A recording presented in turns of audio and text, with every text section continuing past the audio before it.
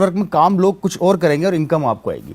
और ये सबसे बड़ा स्टैब्लिश है इस बात है कि जब बिज़नेस मेरे फादर के पास आया, एक शख्स लेकर कि एक बिज़नेस ऐसा आया है जहाँ पर आप अपने सपने पूरे कर सकते हैं, अपनी लाइफ स्टाइल बदल सकते हैं, तो मेरे फादर ने उस बिज़नेस को देखा, समझा। मुझे आज भी याद है 4 से 5 दिन उन्होंने उस बिज़नेस पे स्टडी करी कि आखिर में डायरेक्ट सेलिंग है क्या चीज़। और जब वो खुद सेटिस्फाई हो गया कि नहीं ये बिज़नेस क्या दे सकता है, तो उसके बाद उन्होंने इस बिज़नेस को स्टार्ट करने का निर्णय लिया। और वो शायद वो निर्णय आज हमारे परिवार के लिए मील का पत्थर साबित हुआ। और आज कहीं ना कहीं उनका वो डेडिकेशन, वो कमिटमेंट इस बिज़नेस को लेके रहा। और जब डायरेक्ट सेलिंग को लोग इतना जानते नहीं थे, पहचानते नहीं थे, उस समय उन्होंने वो निर्णय लिया। और मुझे आज भी याद है उन्होंने अपनी नौकरी को साइड में कर दिया था।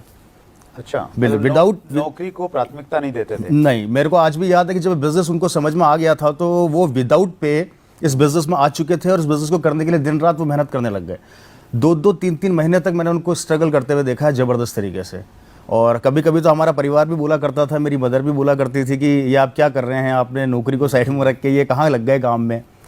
तो मेरे फादर अक्सर एक बात बोला करते थे कि ये क्या चीज़ है, इसका तुम्हें अभी नहीं पता लगेगा, लेकिन ये आने वाले समय में क्या देगा, इसका भविष्य, मतलब वो भविष्य को पहले ही देख रहे थे। राइट।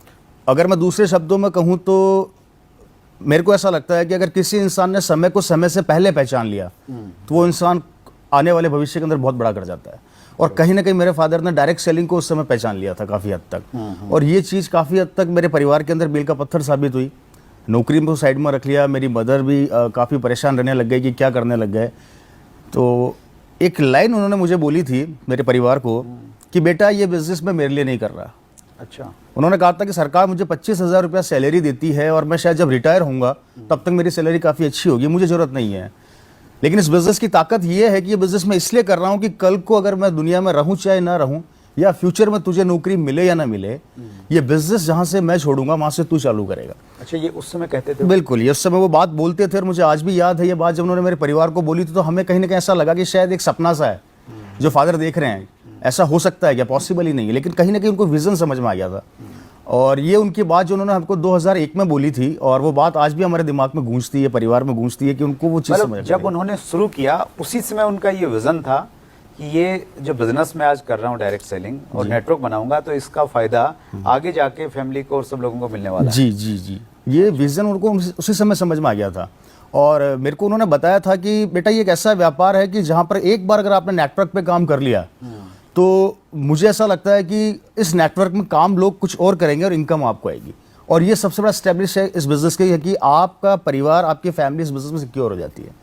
तो मुझे ऐसा लगता है कि कहीं ना कहीं उनकी वो सोच जो उनको सन 2001 में पता लगी थी, वो आज मेरे परिवार के अंदर बहुत काम आ रही है। That's great sir. पिताजी ने नेटवर्क बनाया, गवर्नमेंट की जो गजटेड पोस्ट थी उसको साइड में रखा और नेटवर्क में फोकस किया, बहुत बढ़िया। पिताजी का देहांत हो गया 2012 में आई थिंक। हाँ, मैं 23 फरवरी 2012 में मेरे फादर का देहांत हो गया था। तो वो बहुत एक इमोशनल मोमेंट रहा होगा आपकी लाइफ का। और जब पिताजी का देहांत हो गया और फिर आपको कहीं ना कहीं ये मालूम चला कि भाई अब बिज़नेस जो है ट्रांसफ़र होने वाला है आपके नाम या फैमिली के नाम पे, और फिर आपने बिज़नेस करना है, तो वो जो पर्टिकुलर एक मोमेंट था जब फादर की डेथ हो गई, बिज़नेस आपके नाम ट्रांसफ़र हो रहा है और फिर आपने बिज़नेस में आप इन्वॉल्व हुए, तो वो मतलब वो जो चीज़ जो पिताजी कहते थे तो उसको लेके आप इमोशनल थे, आपको कैसा लग रहा था उस समय? देखिए, एक्चुअली वो मोमेंट ऐसा था कि मैं शब्दों में बयान नहीं कर सकता, क्योंकि जब घर का मुखिया चला जाता तो वो सिचुएशन कुछ और ही होती है।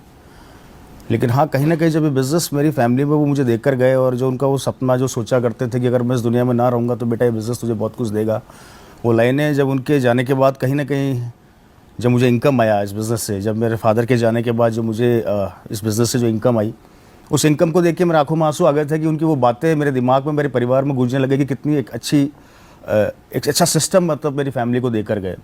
और कहीं ना कहीं मैं शायद आज उनके सपने को बड़ा करने का कोशिश कर रहा हूँ। मेरा यही प्रयास है कि